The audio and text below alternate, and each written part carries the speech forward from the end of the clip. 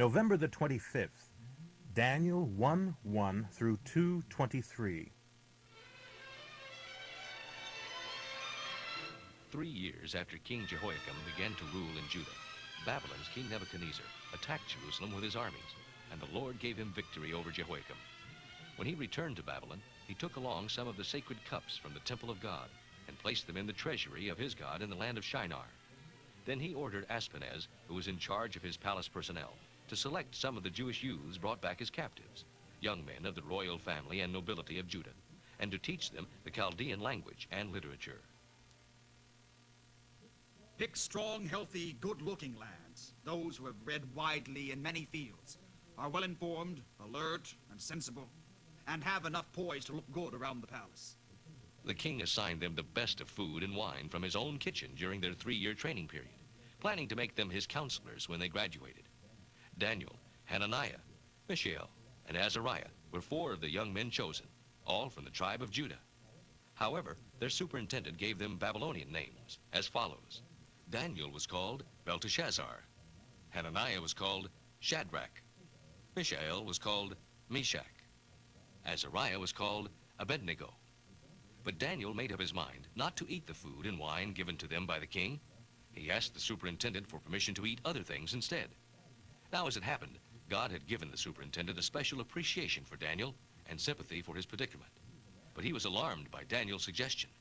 I'm afraid you will become pale and thin compared with the other youths your age, and then the king will behead me for neglecting my responsibilities. Daniel talked it over with the steward who was appointed by the superintendent to look after Daniel, Hananiah, Mishael, and Azariah, and suggested a 10-day diet of only vegetables and water. Then, at the end of this trial period, the steward could see how they looked in comparison with the other fellows who ate the king's rich food, and decide whether or not to let them continue their diet. The steward finally agreed to the test. Well, at the end of 10 days, Daniel and his 3 friends looked healthier and better nourished than the youths who had been eating the food supplied by the king. So after that, the steward fed them only vegetables and water, without the rich foods and wines. God gave these 4 youths great ability to learn, and they soon mastered all the literature and science of the time. And God gave to Daniel special ability in understanding the meaning of dreams and visions. When the 3-year training period was completed, the superintendent brought all the young men to the king for oral exams, as he had been ordered to do. King Nebuchadnezzar had long talks with each of them, and none of them impressed him as much as Daniel, Hananiah, Mishael, and Azariah. So they were put on his regular staff of advisors. And in all matters requiring information and balanced judgment, the king found these young men's advice 10 times better than that of all the skilled magicians and wise astrologers in his realm. Daniel held this appointment as the king's counselor until the 1st year of the reign of King Cyrus.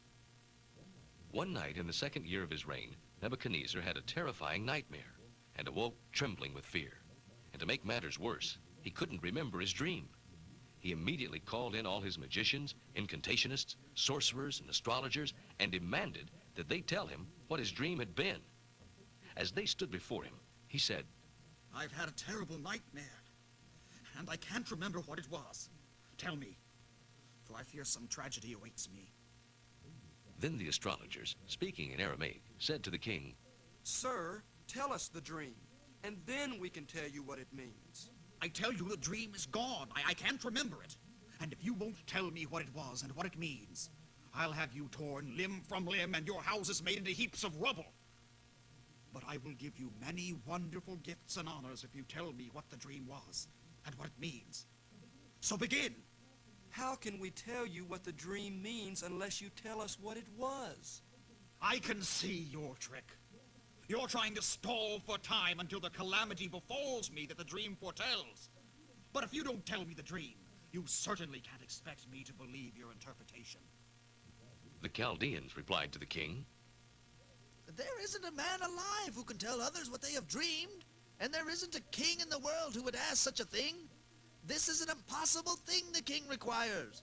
No one except the gods can tell you your dream, and they are not here to help. Upon hearing this, the king was furious and sent out orders to execute all the wise men of Babylon. And Daniel and his companions were rounded up with the others to be killed. But when Arioch, the chief executioner, came to kill them, Daniel handled the situation with great wisdom by asking, Why is the king so angry? What is the matter? Then Arioch told him all that had happened. So Daniel went in to see the king. Give me a little time, and I will tell you the dream and what it means. Then he went home and told Hananiah, Mishael, and Azariah, his companions. They asked the God of heaven to show them his mercy by telling them the secret, so they would not die with the others. And that night, in a vision, God told Daniel what the king had dreamed. Then Daniel praised the God of heaven, saying, Blessed be the name of God, forever and ever, for he alone has all wisdom and all power. World events are under his control.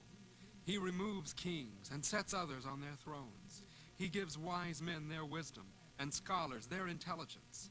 He reveals profound mysteries beyond man's understanding.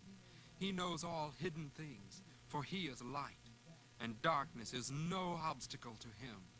I thank and praise you, O God of my fathers, for you have given me wisdom and glowing health, and now even this vision of the king's dream and the understanding of what it means. 1 Peter 3:10 through 4:6. If you want a happy, good life, keep control of your tongue and guard your lips from telling lies. Turn away from evil and do good. Try to live in peace, even if you must run after it to catch and hold it. For the Lord is watching his children, listening to their prayers. But the Lord's face is hard against those who do evil. Usually no one will hurt you for wanting to do good. But even if they should, you are to be envied, for God will reward you for it. Quietly trust yourself to Christ your Lord, and if anybody asks you why you believe as you do, be ready to tell him, and do it in a gentle and respectful way. Do what is right.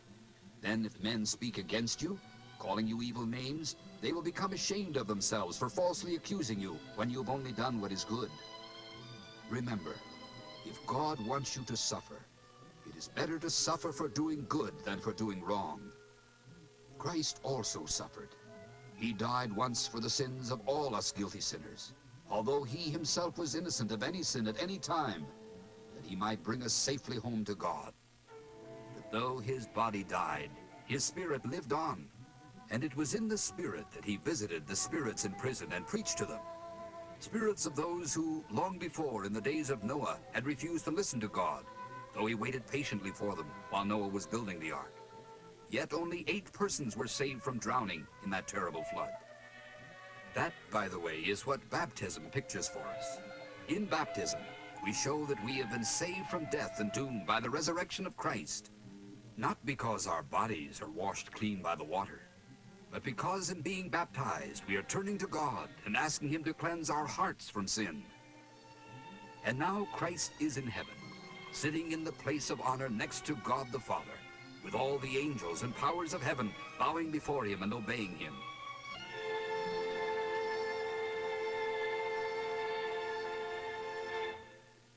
Since Christ suffered and underwent pain, you must have the same attitude he did.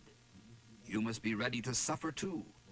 For remember, when your body suffers, sin loses its power, and you won't be spending the rest of your life chasing after evil desires, but will be anxious to do the will of God. You have had enough in the past of the evil things the godless enjoy: sex, sin, lust, getting drunk, wild parties, drinking bouts, and the worship of idols and other terrible sins.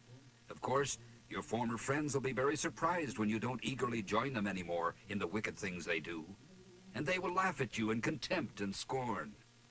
But just remember that they must face the judge of all, living and dead. They will be punished for the way they have lived.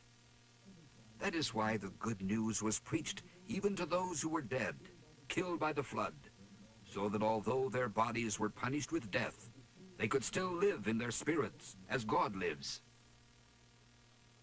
Proverbs for today, 28:14. Blessed is the man who reveres God, but the man who doesn't care is headed for serious trouble.